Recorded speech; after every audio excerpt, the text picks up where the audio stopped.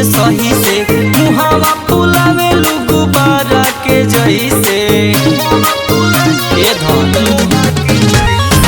एको क्षण दूर हम हटी जे सही से मुहावा फुलावे गुब्बारा के जैसे कहेलू कि हमारे में डटल रहा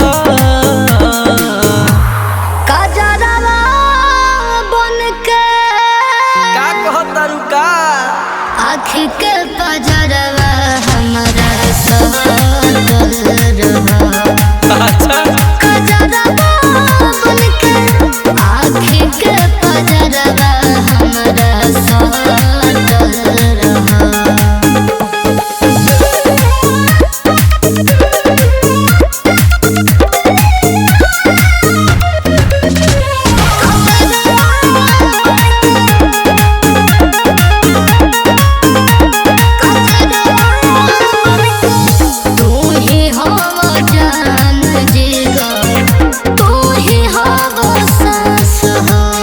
हीरा लेखा की मौत बाटे तोहर हमारा पास हो।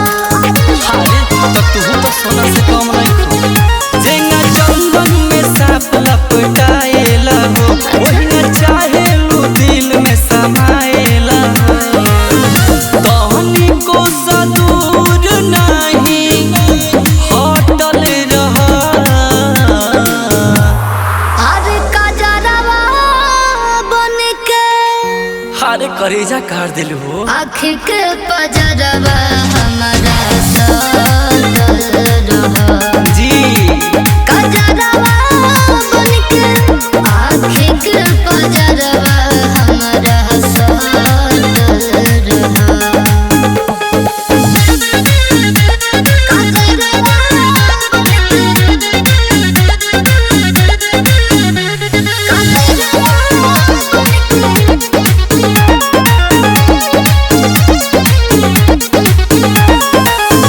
तोहरा से भरे नहीं बाबू मोर जियारा अच्छा बिटू विनायक रहा हर घड़ी नियारा।